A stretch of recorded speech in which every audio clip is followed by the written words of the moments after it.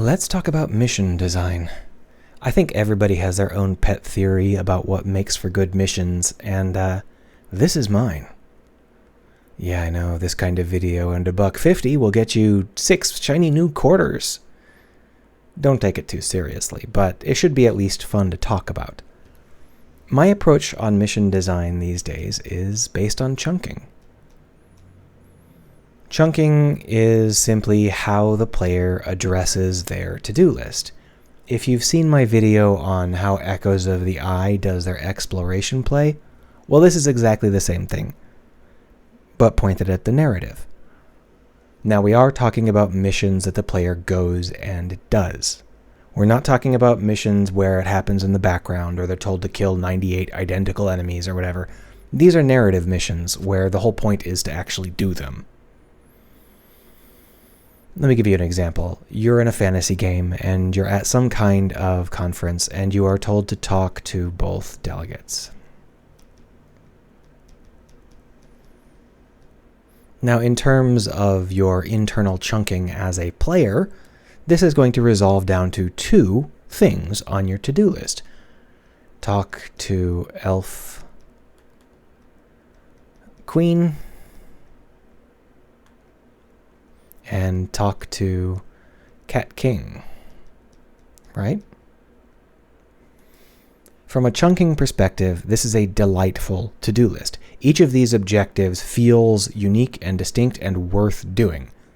Moreover, because there's only 2 of them, each of these objectives feels like a large part of your existence. You're focused down onto these 2 things, so each one of these is 50% of your current narrative reality. This is important because these chunks are completely fake. These are not atomic actions. There is no button you press that talks to the Elf Queen. Instead, it's a series of actions. You gotta walk into the vestibule, open the door, go down the hall, open another door, look in the room, go in the room. Is she in this room? No, she's not. You gotta leave the room, you gotta open the other door, you gotta walk into that room. Oh, there she is. You gotta walk across the room, you gotta talk to her. Then words start popping up. You gotta click next, you gotta click next, you gotta click next. You gotta choose one of 3 options. You gotta listen to her some more. And then you can cross her off your list. This is obviously a series of objectives, within the game. It's not like there is one talk to Elf Queen action. It is a series of things you do. And at all times, while you're doing those things, you are working towards this Elf Queen chunk. So you have a general idea. How long do you think it's going to take to reach the Elf Queen? Well, she's on the other side of the castle, so it's a little bit of a ways, but it's the Elf Queen. That's definitely worth walking across the castle to talk to her. And you have roughly an idea of how long it's going to take to have a conversation with her. And maybe the game will throw some, fun stuff at you. But in terms of your expectations, it's worth doing this mission because the payoff is worth the amount of effort it will take. Same with the Cat King. So you cross them off and you're done. Hooray! That's the magic of chunking. Let me give you a different, bad example. You show up to the same conference and you are told to talk to all 6 delegates. This is immediately much, much worse. There are 2 ways that this can be chunked. The first way is talk to all 6 delegates is a single task on your to-do list, in which case it is a mountain of a task. There's so much work to do to complete this. You're going to have to do the same thing 6 times. Yuck. The other option is to break it down into 6 different objectives on your to-do list, but that's a lot of objectives, so even though each individual objective might be kind of interesting, you do want to go talk to the Elf Queen, they're buried. There's too many things to look at, so none of them feel distinct. None of them feel like a large part of your narrative reality. You're drowning in objectives. But what if you do need the player to talk to all 6 of the delegates? Well, just structure it so that they never have to talk to too many of them in one mission. So first you're told to talk to the royals. Then you're told to talk to the mages. both of the mages. Then you're told to talk to both of the merchants. You're never tasked with talking to all three sets at once. You don't really know that you're going to be tasked to talk to the mages and the merchants. You might have an inkling of it, but it's not on your to-do list. Your to-do list is just talk to the Elf King, talk to the Cat King. Then the mages are here, and you're like, okay, we'll talk to the necromancer, talk to the healer. And the merchants show up, and you're like, okay, I'll talk to the slave driver and talk to the spice manager, whatever. At every point, you only have a couple of things on your to-do list. You complete them, you cross them off, and then another quest pops up. This is fundamentally a much better way of setting up your objectives. First off, it will always feel more approachable and distinct because you're never going to have more than 2 things on your to-do list at once, so you're going to be able to focus on who these people are. But also, there's a little trick that you will have earned 3 sets of rewards. Every time the player completes a quest, they expect a reward. So, here, a reward, here, a reward, and here, a reward. Now you might think that this is bad, right? Oh my gosh, I gotta reward the players. But here's the thing. When we think about a reward, we tend to think about like loot or experience, but that's not the right kind of reward for this kind of mission chain. The player will expect a reward, not a concrete reward because they didn't do anything concrete, but they'll expect a reward in terms of, oh, I just did something worthwhile. So, I expect something worthwhile to happen. And if they are expecting something worthwhile to happen, then whatever happens is worthwhile. This is a fantastic time to do your world building, or anything else you want to do. You talk to the Cat Queen and the Elf King, and then when you're done with that and you've crossed that mission off, they're getting together and they're pointing at each other and they're saying, "We have been at war for too long. We must have peace."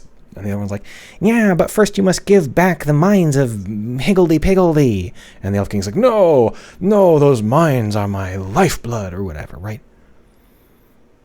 This kind of stuff would ordinarily be introduced during the mission as part of the conversation with these characters.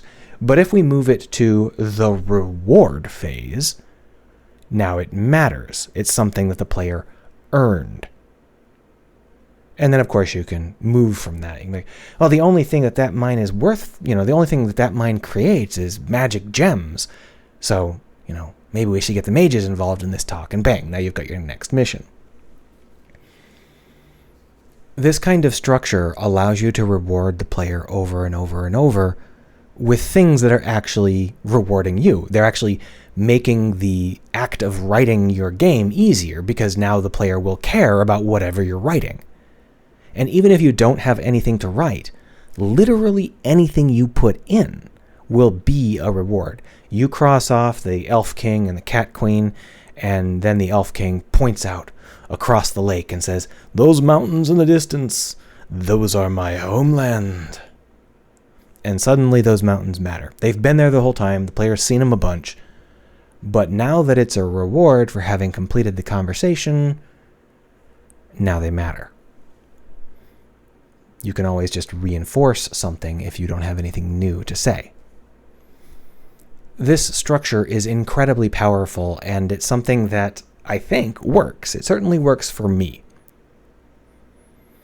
So let's talk about nested missions. This is a really bad habit that a lot of games get into, and it's something that makes me just quit almost immediately.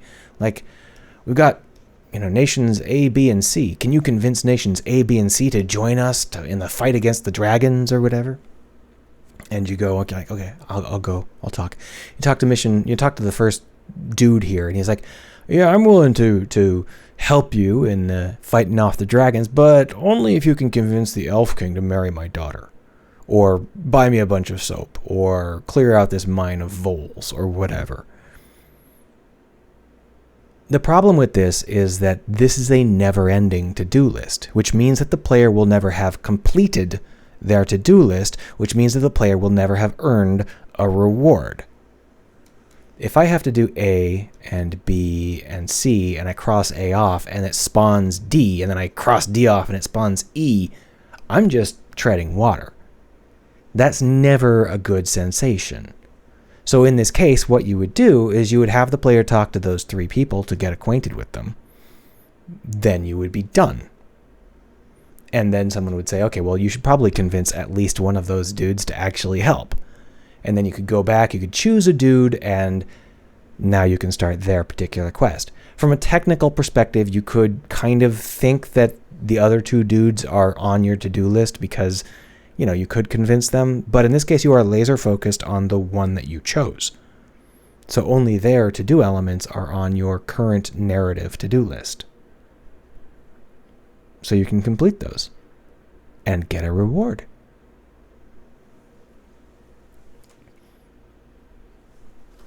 Of course, a big part of this is making sure that the to-do list elements are compelling. Not only do you need to have, as few as possible, just like maybe 2 or 3 at most, you also need to make sure that each one of these elements is distinct and compelling. Talk to Elf Queen. Well, that's a very compelling quest objective. That's something that the player kind of knows they want to do. Similarly, if it was like, explore creepy cave. Well, that's cool. A creepy cave. I wonder what's inside. That sounds cool. There's a lot of potential to that, right?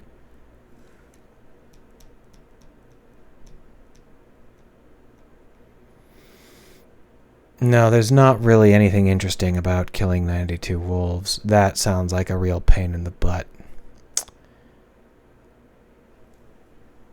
To be honest, I think that this method of thinking about mission design will lead to better, chunkier missions, even if this approach doesn't work on a particular player, because you will be coming at the mission thinking in terms of what sort of interesting things should the player be focused on.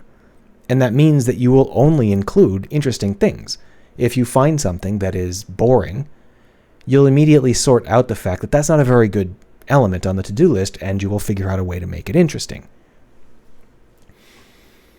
So as an example, back in 1972 or whenever Star Trek Online originally came out, I was playing Star Trek Online, and I wasn't really enjoying the missions.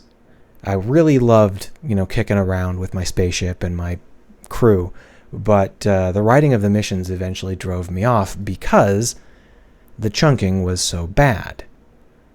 There were a lot of chunks that were uninteresting to me personally. Like they would give me a mission objective, go down to this planet and see what's going on. There's something wrong there. People are asking for help, and then you'd go down to the mission and be like, oh, there's this other thing we got to do. And then they'd recursively switch that out and say, oh my gosh, it's shapeshifters.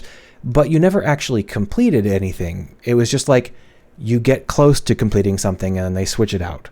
You get close to completing something and, oh my gosh, more shapeshifters. You get close to completing something, oh my gosh, more shapeshifters. This is the problem I had with Mass Effect 3, I think. The one with the self-insert ninja bullshit, where every time that you would even get close to having any sort of resolution on your to-do list, a ninja would pop up and just ignore you as he took whatever you were doing and left. Yeah. Those were actively damaging my enjoyment of the game because they never let me finish a set of objectives and get a reward. Instead, they would constantly let me get close to finishing and then smack me in the face and say, nothing you did mattered. Of course, I think the time I actually stopped playing Star Trek Online was when they asked me to find 6 different spices so that Neelix could make me his special bullshit stew. Yeah, talk about a very pointless to-do list. Anyway, that's just how I think about mission design, and it works for me. Hopefully it'll help you. If you have your own opinions, let me know what they are down below.